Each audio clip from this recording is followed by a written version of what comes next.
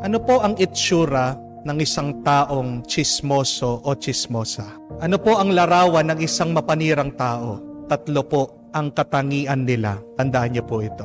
Makitid ang isip, malaki ang bunganga, at marumi ang puso. That is the characteristic of a person who likes to gossip, the picture of a person who is fond of destroying the character of others.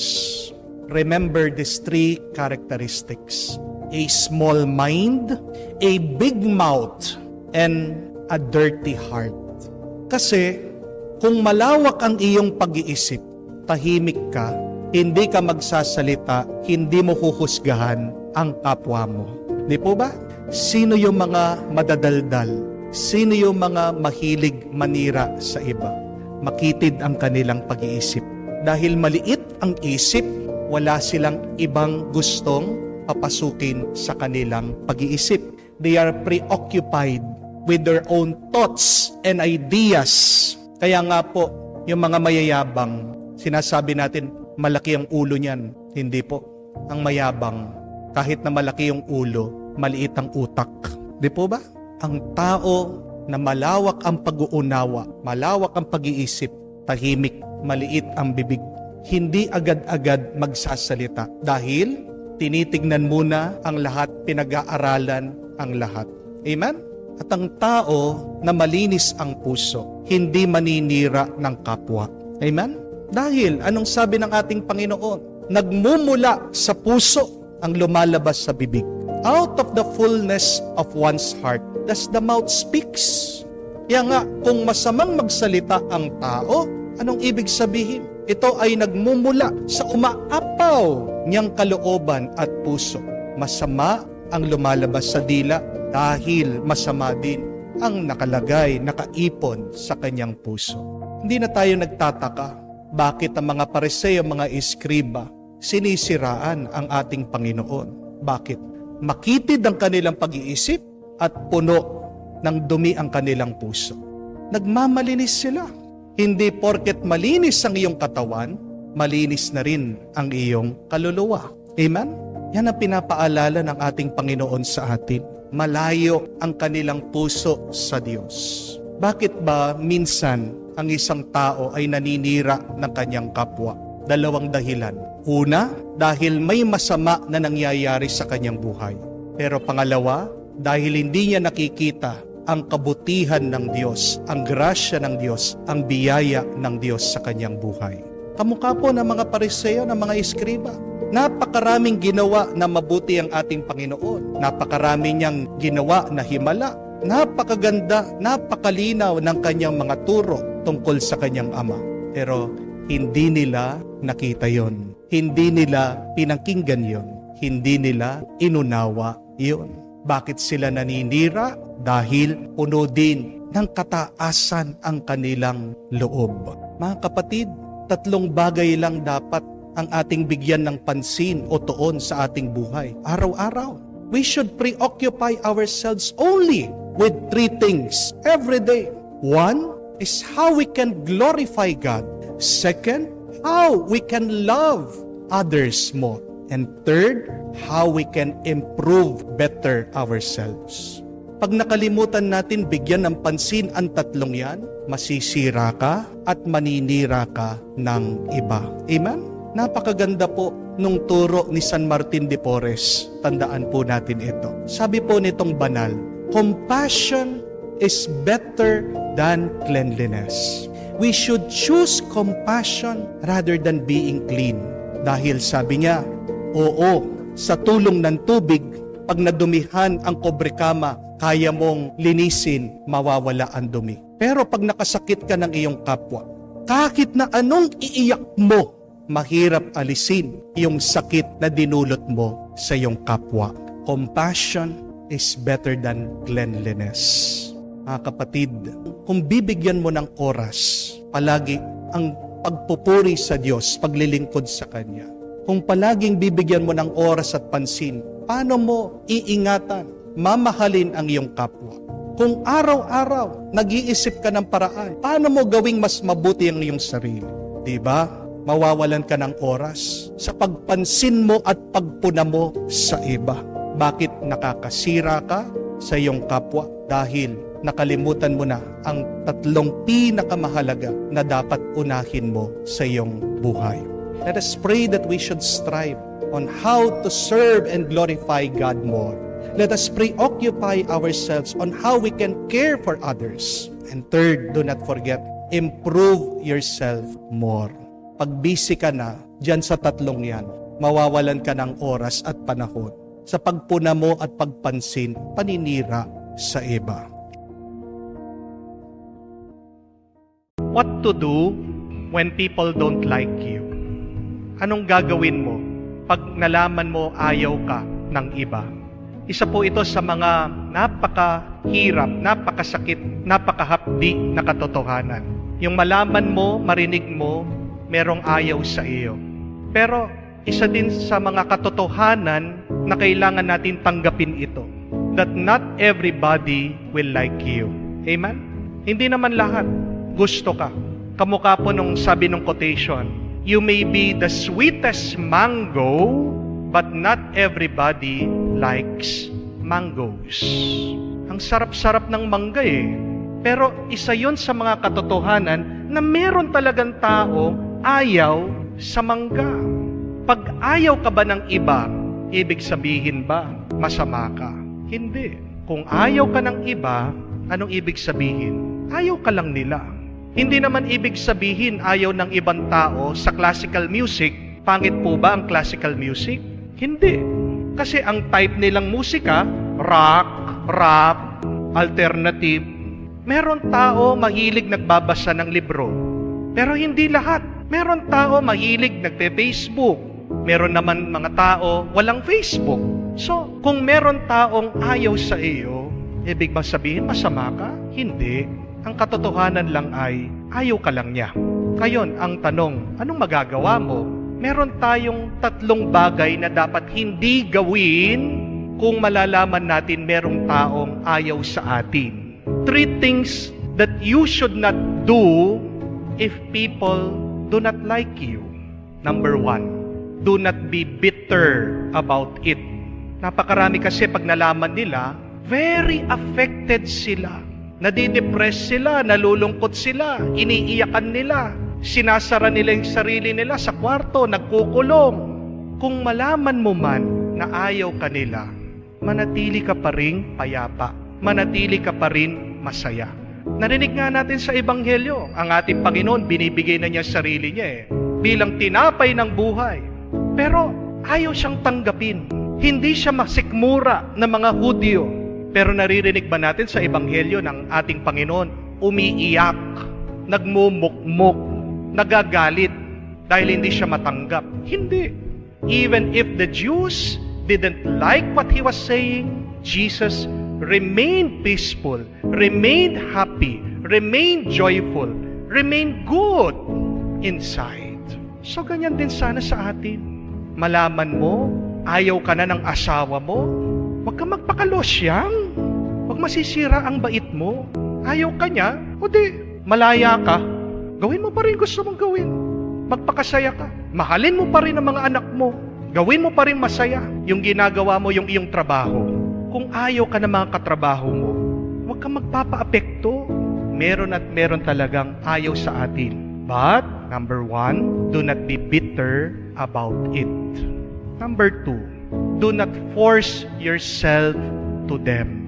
Tendency kasi natin, pag nalaman mong ayaw kanila, papatunayan mo yung iyong sarili sa kanila. Di po ba? Ang nakakalungkot dito, babaguhin mo yung sarili mo para sa kanila. Sino ba sila? Sila ba nagbigay ng buhay mo dito sa mundo? Bakit dinidepende mo yung tuwa mo sa ibang tao? Yung iba, sinasakripisyo nila yung sarili nilang tuwa para ma-please yung ibang tao. Yun ba yung masayang buhay? Huwag niyo pong puwersahin ang inyong sarili sa iba kung talagang ayaw kanila. Pero magkaiba po ang tiyaga sa pagpepwersa. Be patient. Kung malaman mong ayaw kanila, magtiyaga ka. Sige. Pero huwag mong babaguhin kung talagang sino ka. Lalong-lalo na kung alam mo naman, mabuti ka, wala kang ginagawang masama. So, be patient. Wait!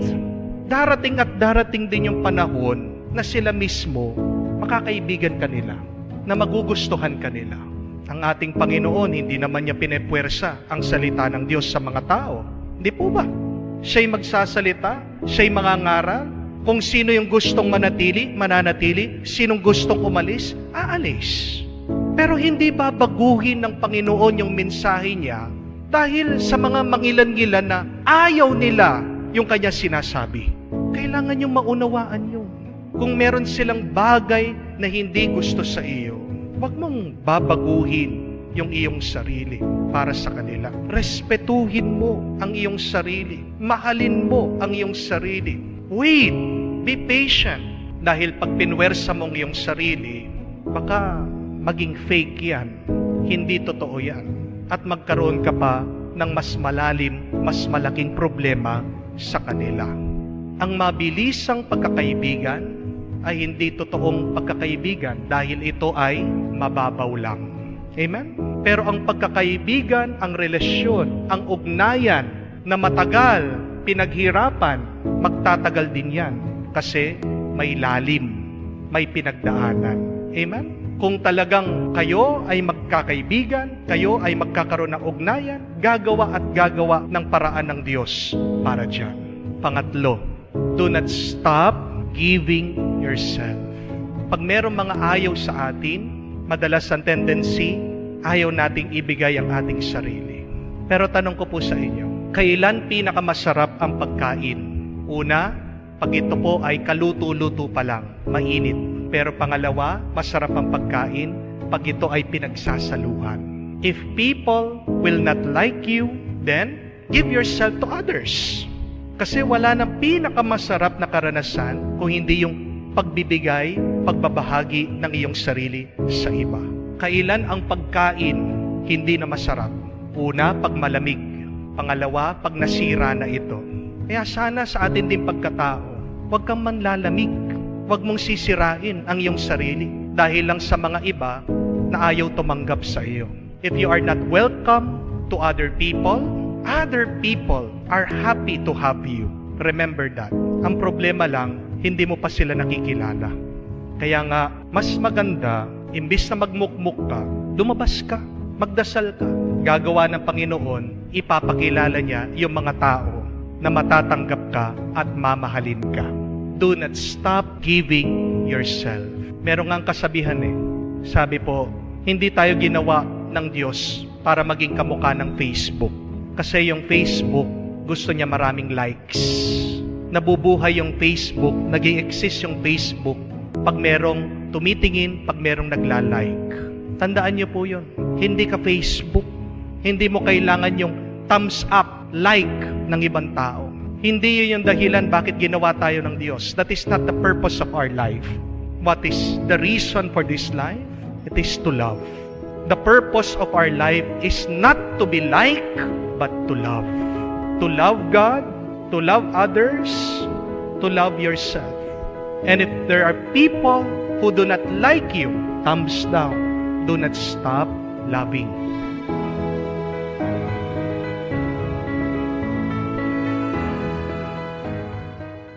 We have to understand, not everybody will like us. Amen? And not everybody will love us. As the saying goes, you cannot please everybody. Amen? May magandang ang kasabihan You may be the sweetest strawberry, but sometimes there are people who hate eating strawberries. Kahit na pagkasarap-sarap mong prutas, meron talagang taong hindi mahilig sa prutas.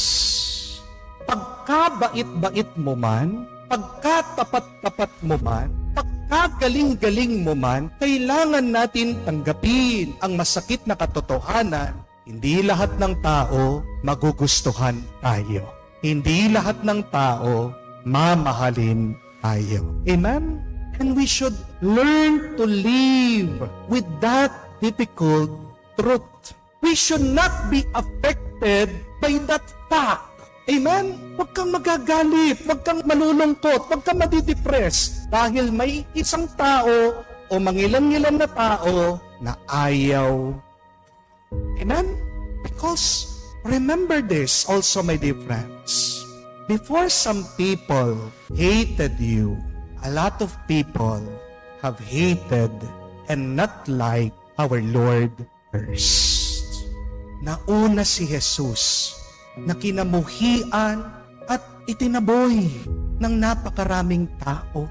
Narinig nga natin sa ating kwento sa Ebanghelyo. Hindi daw nagustuhan ng mga tao yung turo niya. Nagtataka sila, nagtatanong, ano ba itong sinasabi niyang siyang tinapay ng buhay, ang katawan niya ay pagkain, ang kanyang dugo ay inumin? Hindi daw nila matanggap yon. Hindi nila gusto ang kanyang turo. Pero tingnan nyo naman, hindi nagalit ang ating Panginoon. Hindi nalungkot ang ating Panginoon. Hindi nagpaapekto ang ating Panginoon. Patuloy pa rin siya sa kanyang pangangaral. Hindi siya tumigil sa kanyang misyon. Hindi siya sumuko.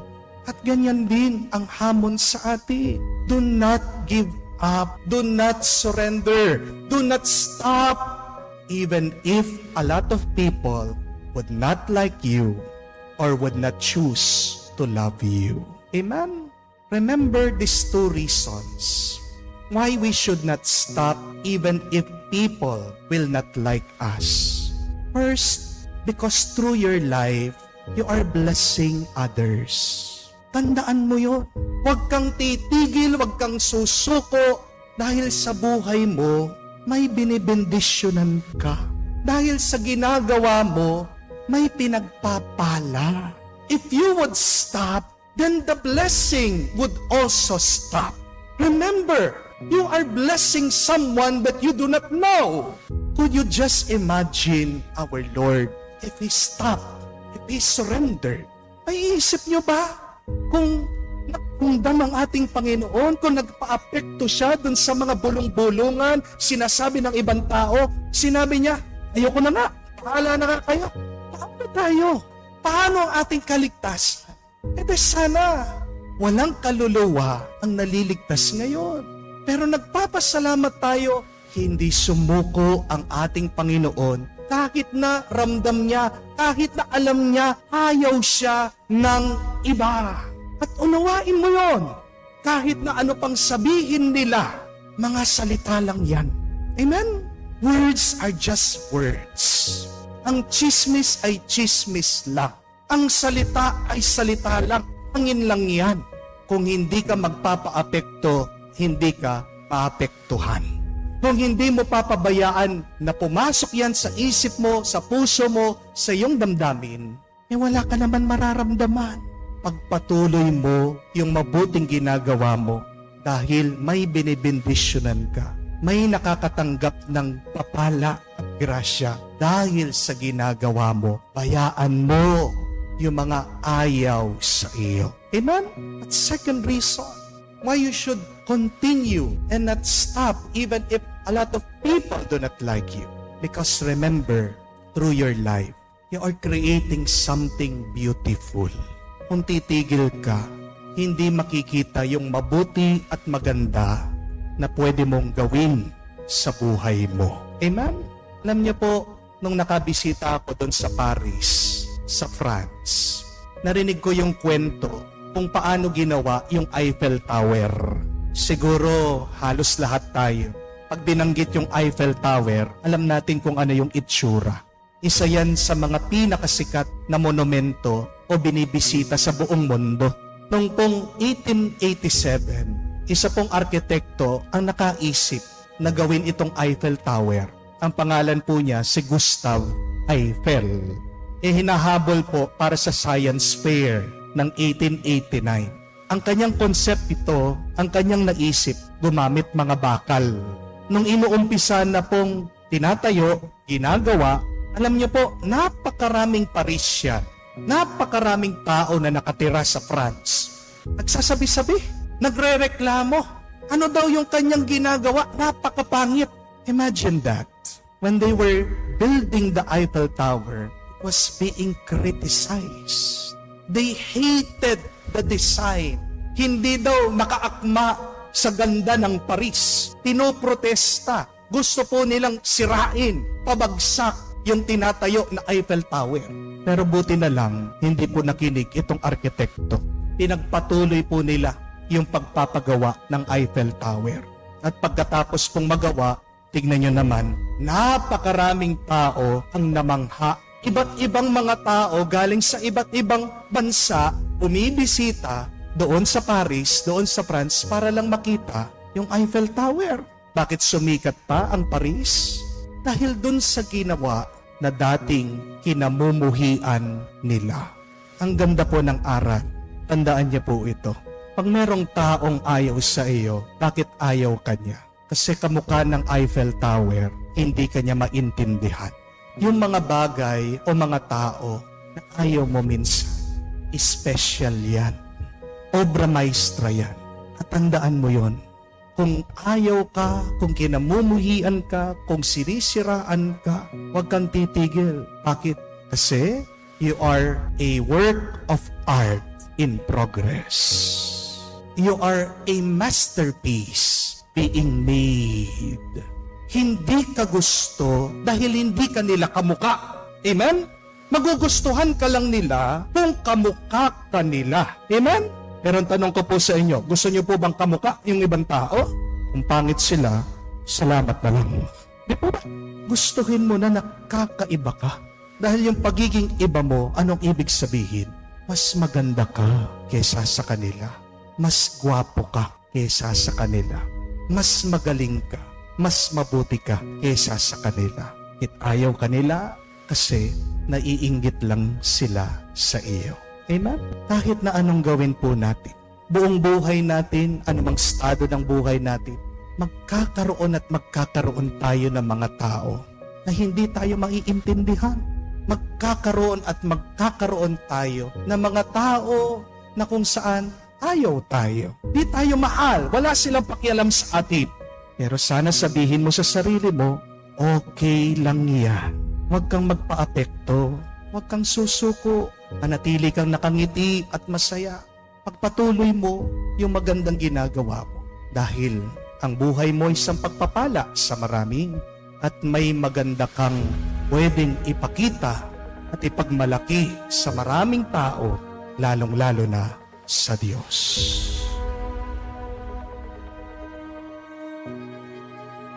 If people don't like you, don't stay.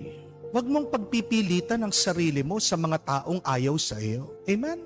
Kung ayaw ka, umalis ka. At hindi masama yun. Kasi kung hindi ka aalis, mananatili ka at ipipilit mong sarili mo sa mga taong ayaw sa iyo, wala kang mabuting magagawa. Matutuyo ka at baka ikamatay mo pa. Amen? Subukan niyo po ito. Araw-araw, yung inaalagaan mong halaman, murahin mo, sigawan mo, pagsalitaan mo ng masasakit, pagmasdan niyo po. After 1 week, after 2 weeks, kahit na dinidiligan mo yan, pero dahil pinagsasabihan mo ng masama, ano po ang makikita nyo? Anong mangyayari? Matutuyo yan. Unti-unti, mamamatay yan. Pero subukan nyo po na yung halaman na inaalagaan nyo, huwag nyo lang diligan pero kausapin nyo ng mabuti. Pagsabihan mo ng mga magagandang bagay, sabihan mo, ang ganda mo. Mahal kita, huwag kang mag-aalala, iingatan kita. Pagmasdan niyo po, after 1 week, 2 weeks, mabilis lumaki yan. Lalabong, lalago, mamumunga. Amen? Kung yung halaman, minumura mo, malalanta, paano pa kaya yung tao? Di po ba? Kung kaya lang umalis ng halaman na nakakarinig ng masama, gagawin niya. Hindi po ba? Kaya kung nga yung pusa na gala, pinapalo mo, hindi babalik yan doon sa bahay niyo. Kasi ayaw niya. Alam niya, ayaw siya. Dapat ikaw din na tao, kung alam mong ayaw ka, dapat ligtas mo din ang sarili mo. Amen? Ano pa ang dahilan para manatili ka sa mga taong ayaw sa iyo, sa mga taong hindi naniniwala sa iyo, sa mga taong hindi ka mahal? Sabi nga, if you stay with people that don't love you. You are like in an airport waiting for a ship. Kung nananatili ka sa mga taong ayaw sa iyo, para ka daw nasa isang paliparan naghihintay ng bangka. Ibig sabihin, yung hinihintay mo, hindi darating. Kasi nga, hindi ibibigay sa iyo. Dahil ayaw ka, dahil hindi ka gusto, dahil hindi ka mahal. You don't have to stay. If you want, you can go. Just like the Lord. Ang ating Panginoon, inayawan din siya. Pinagsalitaan pa nga siya ng masama. Mismo ng mga kamag-anak niya pag uwi niya doon sa bayan niya. Minaliit siya. Ano ang epekto? Narinig din natin. Hindi daw siya nakagawa ng himala. Pero kahit na paano, nakapagpagaling. Pero nanatili ba siya? Pinilit ba niyang sarili niya? Hindi. Umalis siya. At pumunta siya doon sa mga taong nangangailangan sa kanya. Ganyan din sanang gawin natin. Kung ayaw ka, umalis ka. Pero, ito po yung tandaan nyo ha, kahit na lumayo ka, huwag kang titigil sa pagmamahal mo dun sa mga taong ayaw sa iyo. Kahit na umalis ka, huwag kang titigil na ipagdasal mo sila. Keeping your distance does not exempt you from loving them, from forgiving them, from praying for them. Hindi ko sinasabi na umalis ka at magtanim ka ng sama ng loob sa mga taong yon. Hindi ko sinasabing umalis ka at magkinkin ka ng galit sa iyong puso. Ang sinasabi ko lang, lumayo ka kasi hindi nakakatulong sa iyo yung pananatili mo sa mga taong ayaw sa iyo. Ayaw ka nga eh. At pag ayaw ka, wala kang magagawang himala kamukha ng ating Panginoon. Isa pang pero, bago ka umalis, siguraduhin mo, ito gawin mo. Subukan mong maging mabait at mabuti sa mga taong ito. Sabi nga, heal them with your kindness. Amen? And if kindness does not work, what should you do? Be more kind. Hindi lang yung maging mabait ka, maging mabuti ka. Subukan mo pa rin magmahal, magpatawad. Do your best. And then, if your best is not enough, ask the Lord for His grace. Do your best once again. But put a limit on it. Baka maubos ka. Ikaw ang kawawa. Amen? And the Lord understands. Because remember, there are other people who needs your goodness. Meron pa mga ibang tao na matutulungan mo. Meron pa mga ibang tao na nangangailangan sa iyo. Hindi lang ang mga taong yan.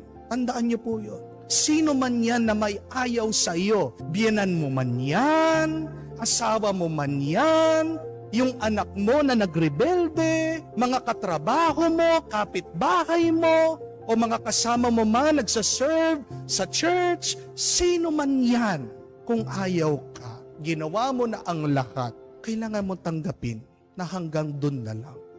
Umalis ka, lumayo ka, pero pagdasal mo pa rin sila. You can love at a distance. Pero bakit lumayo ka?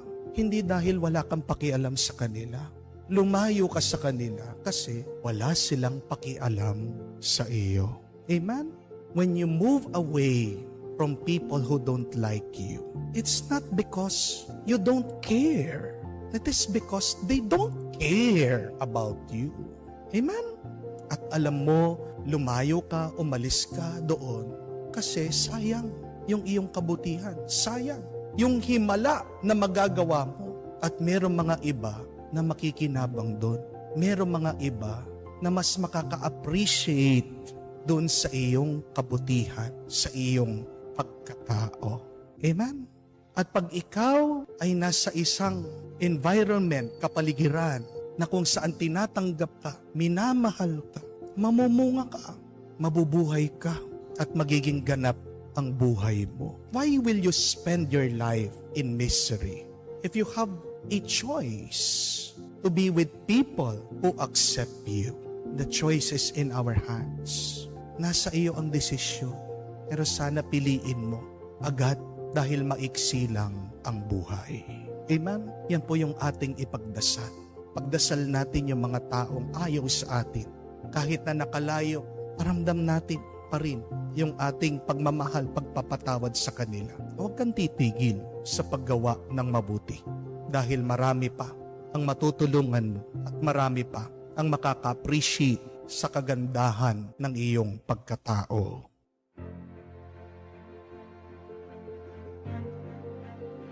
Kung ayaw ka, ayaw ka. Pero kung gusto ka, gusto ka. Madalas sa buhay, meron talagang mga taong sadyang kahit na anong gawin natin, kahit na anong sabihin natin, ayaw tayo. At meron din sa buhay na kahit anong sabihin natin, kahit anong gawin natin, gusto nila tayo. Mahal nila tayo. That is why remember this. For people who love you, you do not need to explain yourself. They do not need your explanation. But for people who hate you, they do not care about your explanation. Di po ba? Pag gusto ka ng isang tao, kahit wag ka nang magpaliwanag. Pero pag ayaw ka ng isang tao, kahit na magpaliwanag ka, walang kwenta sa kanila. Hindi nila pakikinggan, hindi nila papansinin. Yan yung ating narinig sa ating ebanghelyo. There are people who like Jesus, who love Jesus, but there are also people in the crowds who hate Jesus, who did not like Jesus. Ganyan din po dito sa konseho, ang mga Sanhedrin, ang mga Pariseo. There are Pharisees who like Jesus, isa na po dyan si Nicodemo, pero meron din na hindi siya gusto, ayaw siya. They hated Jesus. At kahit anong sabihin ni Jesus sa kanila, ayaw siyang pakinggan. Kahit isa sa kanila, pinagtatanggol siya, nagpapaliwanag, ayaw ding pansinin, ayaw pakinggan, inaaway, pinuput down. That is why we should remember this. Let us not waste time explaining ourselves, talking to people who are not listening. Huwag niyo pong sasayangin yung oras niyo, yung panahon niyo, yung lakas niyo na magsalita, makipag-usap sa mga taong hindi nakikinig.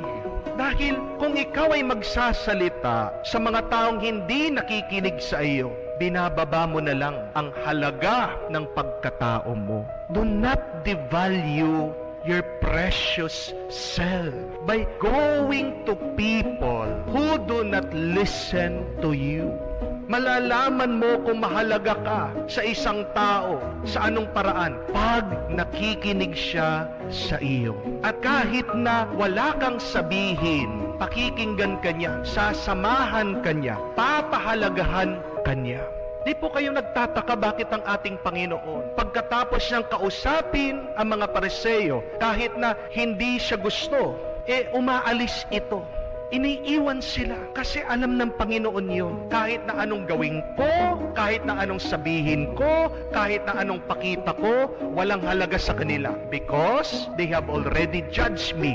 Hinusgahan ako, sarado ng isip. Ganyan din sa mga taong ayaw sa atin. Dahil hinusgahan na tayo, dahil sarado ng isip nila, wala na tayong magagawa sa kanila. Remember this also. You cannot force people to like you. You cannot force people to love you. Hindi mo mapipilit, hindi mo mapipwersa ang mga tao. Kahit na minsan, mga kapamilya mo, kamag-anak mo, nagugustuhin ka nila, na mamahalin ka nila. Hindi ko po alam kung napanood niyo yung pelikula na Aladdin. Napakaganda. Nung nakakita daw si Aladdin ng genie, mag-grant ng wish, kahit ano, pero meron siyang condition. Maibibigay ko ang lahat ng bagay sa iyo except one. Puwera lang isang bagay. Ano po yun? You cannot wish somebody to love you. I cannot make somebody to like you. Pag hiningi mo sa akin, pag winis mo sa akin, na itong babaeng ito, mahalin ka, hindi yon matutupad. Hindi ko maibibigay. Kahit po ang Diyos. Yun ang katotohanan. Kahit ang Diyos, sa Kanyang grasya, sa Kanyang kapangyarihan, hindi niya tayo mapipilit, mahalin siya. Bakit? Dahil pag meron ng pagpipilit sa pagmamahal, hindi na yan pagmamahal. Tandaan natin ang pagmamahal, kailangan malaya. One ingredient of love is freedom. Pag ginugusto ka ng isang tao, dahil napipilitan lang siya, anong ibig sabihin? Dalawa lang. It's either na binayaran mo siya o tinatakot mo siya. Minamahal ka, ginugusto ka, kahit na ayaw niya. Dalawa lang ibig sabihin, na pwepwersahan lang. At ano yung nagtutulak sa kanya para mahalin ka, para gustuhin ka? May kapalit. Pera o kaya naman takot.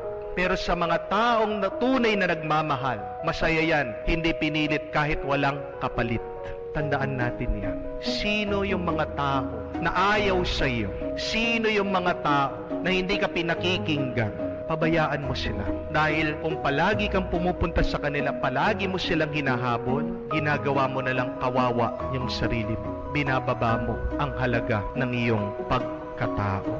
Manatili ka sa mga taong suportado ka. Manatili ka sa mga taong gusto ka. Manatili ka sa mga taong mahal ka. Dahil kahit hindi In the rhythm, feeling so free, weaving tales of love in a melody.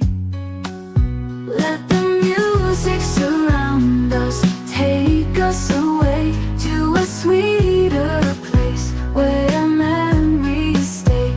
In this world of dreams, we will find a little piece of soul in the music that binds. Close your eyes, let the music play.